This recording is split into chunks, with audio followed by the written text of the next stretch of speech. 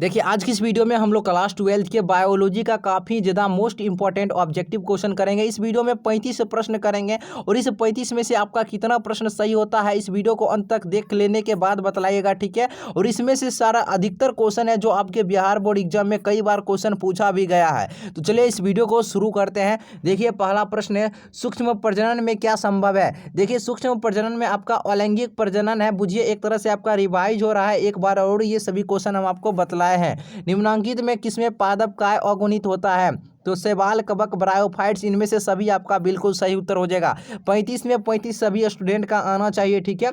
स्तनधारी के शुक्राणु के मध्य भाग में क्या पाया जाता है, तो माइटोकॉन्ड्रिया आपका पाया जाता है, बिल्कुल सही हो जाएगा। मनुष्य के युग्मक में, यानी युग्मक देखिए युग्मक मेंशन कर दिया है, इसमें गुणसूत्रों की संख्या कितना होता है, युग्मक में आपका 23 होता है। और डायरेक्ट पूछेगा मनुष्य में गुणसूत्रों की संख्या होता है तब 46 लगाइएगा। इनमें से कौन कायिक प्रवर्धक नहीं है, पूछ रहा है कायिक प्रवर्धक नहीं है, तो देखिए आपका ये चल बीजाणु आपका बिल्कुल सही उत्तर हो जाएगा। अगला है, इनमें से कौन सा फल है जो कि कूट फल है, ये आपका सेब, बिल्कुल राइट आंसर हो जाएगा। और देखिए वीडियो अच्छा लगता है तो वीडियो को जरूर लाइक कीजिए और चैनल पर जो स्टूडेंट पहली बार है जल्दी से चैनल को सब्सक्राइब कर लीजिए जहां पर सब्सक्राइब लिखा हुआ है, ठीक है।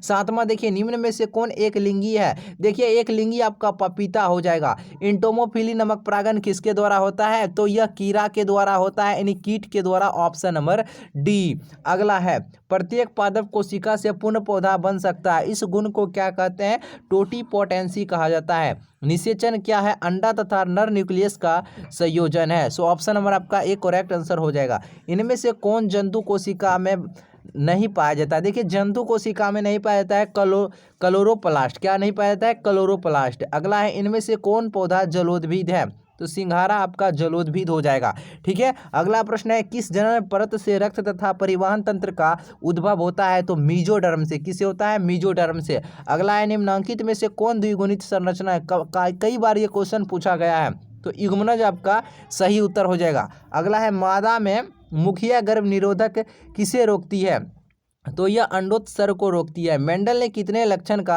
अध्ययन किया था, तो यह अपने प्रयोग में 7 लक्षण का अध्ययन किया था, ऑप्शन नंबर आपका बिल्कुल सी सही उत्तर होगा। प्रथम आनुवंशिकी विदुवंशिकी के पिता कौन थे, तो यह आपका मेंडल साहब थे, बिल्कुल सही उत्तर हो जाएगा, ऑप्शन नंबर आपका बिल्कुल बी हो जाएगा।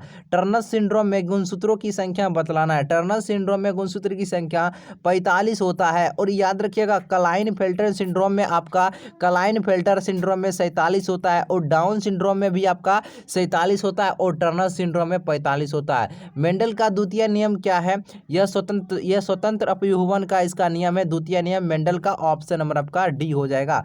अनुवांशिकी शब्द किसने प्रस्तावित किया था, देखिए अनुवांशिकी जो शब्द है यह किसने प्रस्तावित किया था, बेटसन साहब 1906 ईस्वी में यह प्रस्तावित किए थे, बेटसन, ऑप्शन नंबर आपका सी हो जाएगा।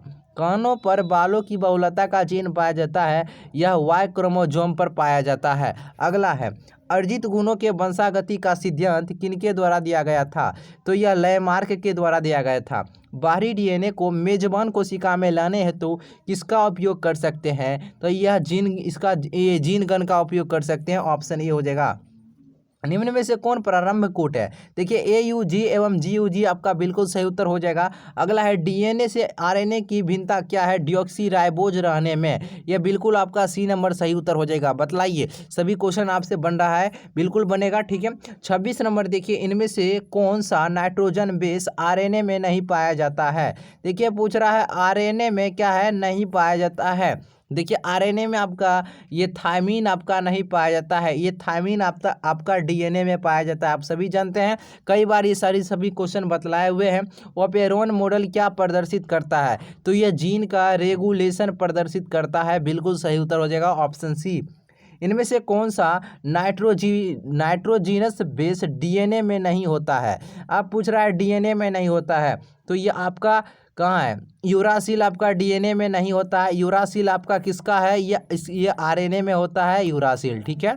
चलिए अगला है, सैटेलाइट डीएनए निम्नांकित में से किसका एक उपयोगी साधन है, तो यह जीन प्रौद्योगिकी का एक उपयोगी साधन हो जाएगा, ठीक है। अगला देखिए, किसी डीएनए में कूट गुआनिन एडेनिन साइटोसिन का प्रतिकूट क्या होगा आरएनए में बतलाना है। तो साइटोसिन यूरासिल एवं गुआनिन हो जाएगा बिल्कुल सही उत्तर।